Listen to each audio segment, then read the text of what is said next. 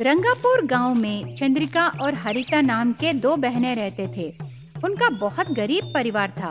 पिता शराबी होने पर उनकी माँ लक्ष्मी एक अचार फैक्ट्री में अचार रख के आए हुए पैसों से उसकी बेटियों का पालन पोषण करती है। एक दिन लक्ष्मी उसकी बेटियों से ऐसे कहने लगी। देखो बेटे, तुम दोनों भी अचार रखना सीख लो। कल के दिन तुम्हारे पापा जैसे ही अगर पति आ जाए तो अपना पैरों पर खड़ा रहने के लिए उपयोग होगा। हमारी खराब नसीब के कारण तुम दोनों की पढ़ाई बीच में रोक दी, इसीलिए कम से कम ये काम तो सीख लो बेटे। ऐसे कहने पर बड़ी बेटी चंद्रिका ने, ये कैसी बातें कर रही हो माँ? तुम्हारे जैसे अचार रखना सीखना है, इतना ही ना? ठीक है, तो फिर हम सीख लेंगे। बहन, तुम बोलो। मैं तो तुम्हारे पीछे ही हूँ दीदी, माँ परेशान होने से हम देख नहीं सकते ना। इस प्रकार उसके जैसे ही उसकी बेटियों को भी अच्छे से अचार रखना सिखाती है लक्ष्मी।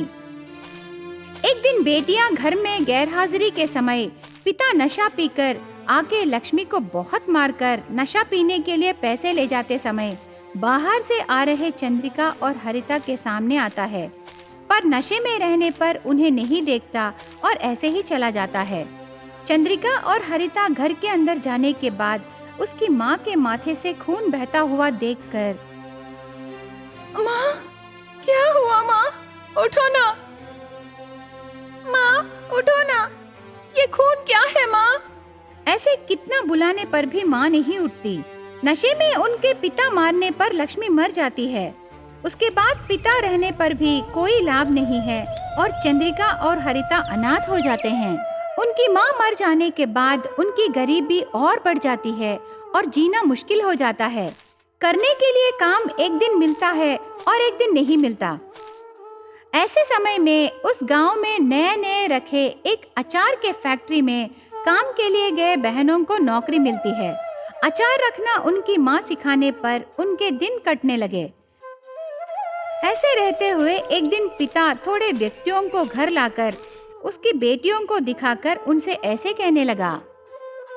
देखो, वो मेरी बेटियां हैं, उनको खींच के ले जाओ मालकिन के पास। वो तुरंत दोनों बहनों को खींच के ले जाते समय चंद्रिका ने, कौन हो आप? हमें कहाँ ले जा रहे हो? पापा, ये सब क्या है? किसके साथ हमें भेज रहे हो पापा? ऐसे कहने पर उन व्यक्तियों में से एक ने, तुम दोनों को तुम्हारा पिता हमारी मालकिन आंडालम्मा को भेज दिया है। वो मिलावटी खाद्य माफिया की महारानी है। ऐसे कह के चंद्रिका और हरिता को खींच के ले जाते हैं। वहाँ दोनों बहनों को एक कमरे में बंद करके उनकी मिलावटी खाद्य माफिया में दासी बना लेते हैं। सुबह उठकर उस कमरे के पास रहे रसोई घर में जाकर वहाँ आंडालू ऑर्डर दिए व्यंजन और अचार तैयार करने पर उन्हें करी पॉइंट्स को भेजते हैं वो माफिया। इस तरह दिन बीतते गए। एक दिन आंडालम्मा एक व्यक्ति से ऐसे कहने लगी, क्या रे, आजकल फूड इंस्पेक्टर पैसे लेने नहीं आ रहा? मतलब क्या हमारे फूड में इतना क्वालिटी है? ऐसे अपने आप में जोक डालकर हंसती है। तब वो व्यक्ति ने, सच बोली दीदी, पहले हमारे कंपनी में मिलावटी फूड तैयार होता था, पर वो दोनों बहनें आने के बाद खाने में मिलावट नहीं कर रहे हैं। हम उन बहनों को बहुत सताए, लेकिन वो हमें अच्छा ही कर रहे हैं। नहीं तो फूड इंस्पेक्टर्स को लाखों रुपए देने पड़ते। अभी तो हमारे पास कोई भी नहीं आ रहे दीदी। ये सब उन दोनों बहनों के वजह से ही। ऐसे कहने पर आंडालम्मा सोचने लगती है। उन दोनों बहनों की मेहनत के बारे में सोचना शुरू करती है। एक दिन दोनों बहनों को बुलाकर ऐसे कहने लगी, देखो, तुम दोनों का नाम क्या है? हाँ, मेरे आदमी बोले, चंद्रिका और हरिता है ना? पहले हमारे आंडालम्मा फूड कंपनी में मिलावटी फूड था, लेकिन तुम दोनों आने के बाद हमारा अचार बहुत फेमस हो गया है, वो भी बहुत टेस्टीदार। आगे से मैं तुम्हें कोई कमी होने नहीं दूंगी। ऐसे ही तुम दोनों अचार अच्छे से तैयार करो आए हुए मुनाफे में मैं तुम्हें चौथाई भाग दूंगी और तुम्हारे पिता को धमका के ठिकाने लगाऊंगी। एक बात बोलूं, अच्छाई और स्वाद इतना सम्मान देगा करके मुझे इतने दिन से मालूम नहीं था। ये सब तुम दोनों के वजह से ही पता चला। ठीक है मालकिन, हमारी माँ ने हमें अचार रखना सिखाया है। हम दोनों बहनें रखे अचार से ये आंडालम्मा अचार फूड कंपनी मार्केट में बहुत फेमस होगा मालकिन। ऐसे बात देती है। उसके बाद आंडालम्मा चंद्रिका और हरिता के पिता से नशा पीना बंद करा के ठिकाने लगाती है। चंद्रिका और हरिता दिन रात मेहनत करके अचार बेचने में उनका स्टाइल जोड़कर उनका ब्रांड रख के सफल होते हैं। इस प्रकार गरीब बहनें रखे अचार से उनके साथ साथ सभी के जिंदगियों में बदलाव लाता है। एक गांव में शांतम्मा नाम की एक औरत रहती थी। शांतम्मा को चंद्रिका और हरिता नाम के 2 बेटियां थे। बहुत साल पहले ही शांतम्मा का पति एक दुर्घटना में मर गया। उस दिन से शांतम्मा टोकरियां बुनकर उसकी बेटियों का पालन पोषण करके बड़ा करती है। शादी के उम्र में आई लड़कियां घर पर रहने से शांतम्मा उनके बारे में सोचकर चिंता होने लगती है। माँ, बहन शहर जाकर पढ़ना चाहती है। हाँ माँ, मैं शहर जाकर पढ़ाई करूंगी, अच्छी नौकरी हासिल करूंगी, तब तुझे ये सभी काम करने की जरूरत नहीं पड़ेगी। ये कैसी बातें कर रहे हो रे? इतने दिनों से ये काम ही तुम्हें पालन पोषण करके बड़ा की। अभी तुझे शहर बेच के पढ़ाने की सामर्थ्यता मुझे नहीं है। तुम दोनों यही घर पर रहो। दीदी, माँ को तुम बोलो ना, कुछ कुछ कह रही है, मेरी बात नहीं सुन रही। हाँ माँ, बहन स्कॉलरशिप में पढ़ना चाहती है, तुम एक बार फिर से सोचो माँ। हाँ माँ।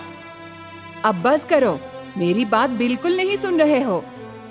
ऐसे शांतम्मा उसकी बेटियों से बात करते समय चक्कर आके गिर जाती है। चंद्रिका और हरिता घबरा जाते हैं। उनके माँ को हॉस्पिटल ले जाते हैं।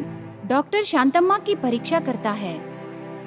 देखिए, इनका बीपी बढ़ गया है और एक बार ऐसे होने से दिल का दौरा आने के चांसेस हैं। ऐसे आने से प्राणों को खतरा है। मैं दवाइयाँ लिख के दूंगा, उनको ठीक समय पर दो। तुम्हारी माँ को बिल्कुल परेशान मत करो। थोड़े दिन तक बहुत संभाल के देखभाल करो। मन को दर्द हुए विषय उनको मत बोलो। ठीक है डॉक्टर जी। ऐसे कह के चंद्रिका और हरिता शांतम्मा को घर ले जाते हैं। शांतम्मा को आराम देकर चंद्रिका टोकरियां बुनना शुरू करती है। हरिता घर के काम करना और खाना बनाना शुरू करती है। इस तरह थोड़े दिनों तक दोनों काम करते हैं। एक दिन हरिता बहुत दुखी रहती है। क्यों रे हरिता, हर समय कुछ खो गया जैसे बहुत चिंतित रहती हो? क्या हुआ तुझे? मेरी बात सुन, शहर जाकर बाद में भी पढ़ सकते हैं, पर अब माँ के बारे में भी सोचो।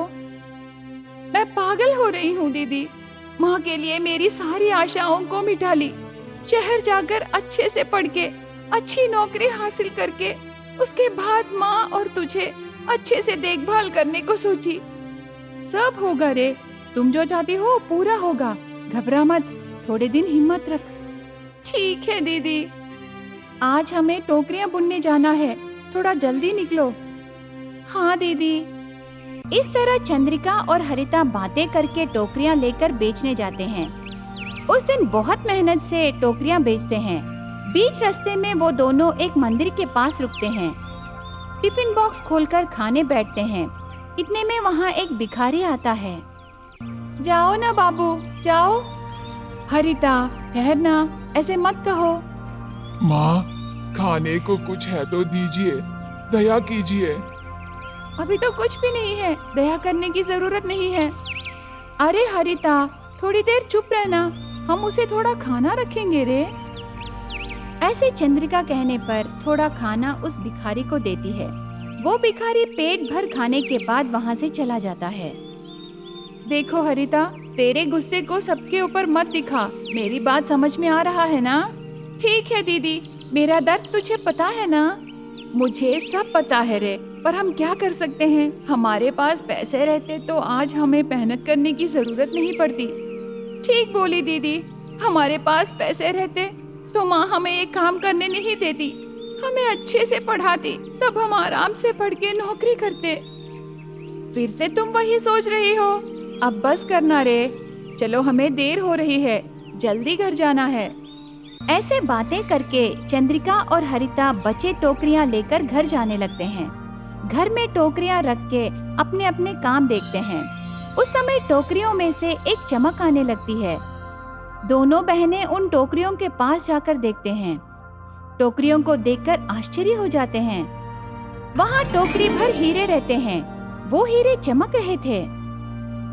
दीदी, ये देखो, आते समय ये नहीं थे ना? हाँ बहन, हमारे टोकरी में ये कैसे आए? ये तो आश्चर्य है। अब हम क्या करें दीदी? देखो देखो, ये हीरे कितने अच्छे हैं। हाँ दीदी, इनको बेचने से हम करोड़पति बन सकते हैं। इस तरह चंद्रिका और हरिता उनके टोकरियों में रहे हीरों को देखकर भाग्य खिल गया जैसे खुश होते हैं। हीरों को बेचकर करोड़ों रुपए कमाते हैं। शांतम्मा का इलाज कराते हैं। हरिता की इच्छा के अनुसार पढ़ाई करने के लिए शहर जाती है। चंद्रिका एक अच्छा व्यापार करके माँ का देखभाल करने लगी। दोनों बहनों की भाग्य के वजह से उनकी जिंदगियां बदल जाते हैं। बिना किसी परेशानी के दोनों बहनें खुशी से जीने लगते हैं।